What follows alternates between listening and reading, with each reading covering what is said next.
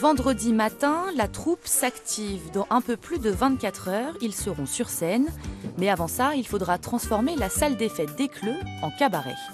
Des enceintes, du câble, des projecteurs, encore du câble. Et quoi d'autre? Pas mal. En fait, la salle n'est pas du tout équipée, donc on vient ça. avec des pieds, des projecteurs, du son. On vient avec un petit kit. Un petit kit qui va nous permettre d'habiller un peu tout ça, quoi. C'est énormément de costumes. On utilise peut-être un tiers de tout ce qu'il y a. Mais comme je sais, voilà, je préfère avoir le choix. Comme ça, chacun, après, suivant comment il voit son personnage, il vient et puis il cherche et il trouve son costume, quoi.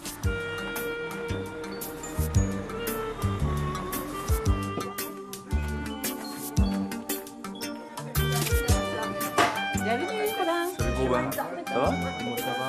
Bien. Donc, le spectacle commence toujours pareil. Il y a toujours une première scène qui s'appelle la présentation du concept et notre présentation à nous. Et en gros, on explique comment qu'on est là, comment qu'on a fait, etc., etc. Et la fin de cette présentation, on finit toujours par, en gros, donc voilà, on a pris les histoires du village, vous nous avez donné beaucoup, et nous, on va vous donner aussi quelque chose. Généralement, on a notre petit protocole, là, on fait la chanson au début. Bienvenue à Écleux, petit patelin chaleureux, écleusienne, écleusien, vous accueille cœur sur la main. Bienvenue à Écleux, petit patelin chaleureux, écleusiennes et écleusiens, vous accueille cœur sur la main. Et là, je sens que c'est le personnage qui est le centre. Vous voyez ce que je veux dire? Ouais. L'abbé, ouais. C'est l'abbé qui est un espèce de centre où d'un seul coup on le voit se balader. Christophe et Samy qui ont fait toutes les recherches d'histoire dans le village pendant une semaine. Ils nous racontent tout ce qu'ils ont trouvé.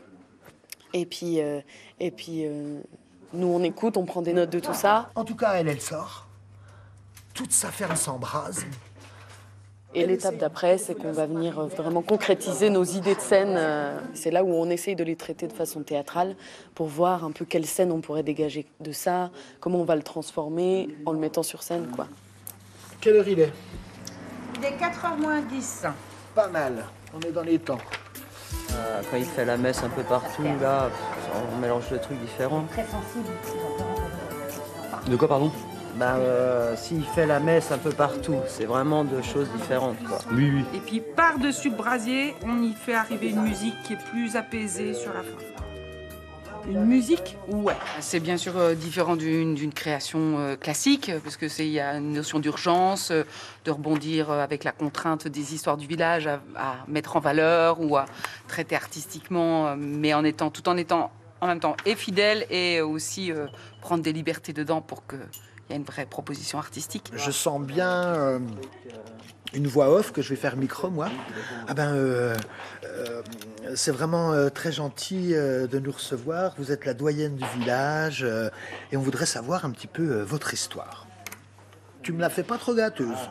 Tu me l'as fait plutôt assez intelligente, tu vois, vif, mais à cet endroit-là. Ça se passe comme d'habitude, voilà, c'est là je pourrais dire, qu'on met les pieds dans le plat. C'est-à-dire que voilà, la matière a été livrée et maintenant elle est en période de distillation chez les comédiens. Là, du coup, les histoires passent par le crible de notre métier, le théâtre, et de nos imaginaires.